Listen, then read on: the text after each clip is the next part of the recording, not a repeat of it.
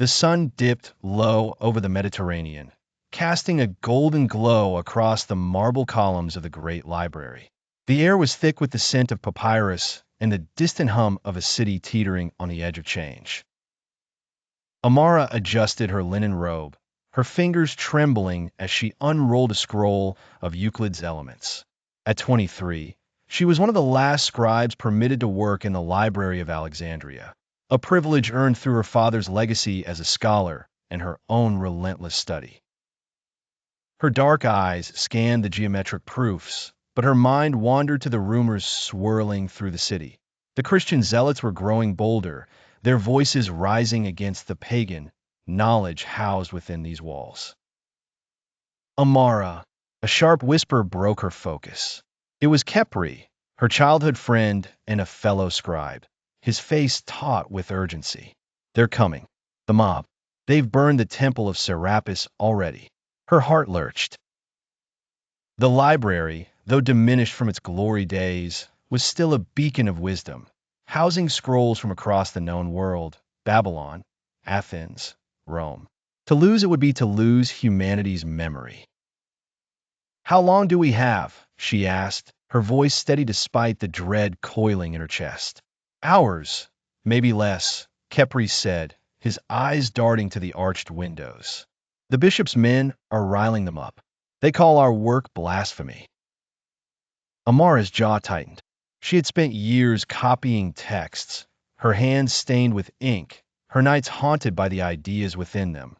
Plato's dialogues, Archimedes' calculations, the poetry of Sappho. She couldn't let it all turn to ash. Then we say what we can, she declared.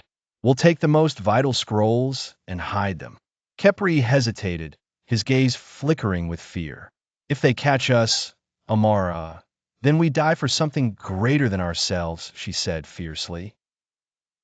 He nodded, resolve hardening his features. They moved swiftly, gathering scrolls into leather satchels.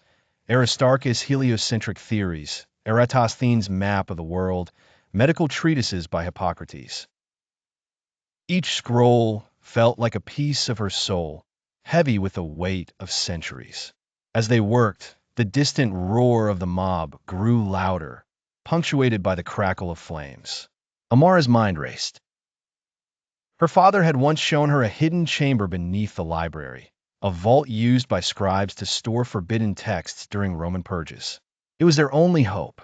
They descended a narrow staircase, the air growing cool and damp. The vault's stone door was heavy, but Khepri's strength forced it open. Inside, the walls were lined with alcoves, some already holding scrolls from earlier scholars who had feared for their work. Amara placed their satchels carefully, her hands lingering on a scroll of Hypatia's astronomical notes. This one, she whispered, must survive. A sudden crash echoed above. Voices shouted, coarse and angry. Khepri grabbed her arm. We have to go now. But Amara couldn't tear herself away. She imagined the flames consuming the library's colonnades, the ink of 1,000 minds dissolving into smoke. One more, she insisted, sprinting back to the main hall. She seized a scroll of Callimachus' poetry, its delicate verses a testament to Alexandria's soul. The mob was inside now. She could see their torches through the columns, their shadows dancing like demons. Khepri pulled her toward the vault, but a figure blocked their path. A tall man in a dark cloak, his face obscured.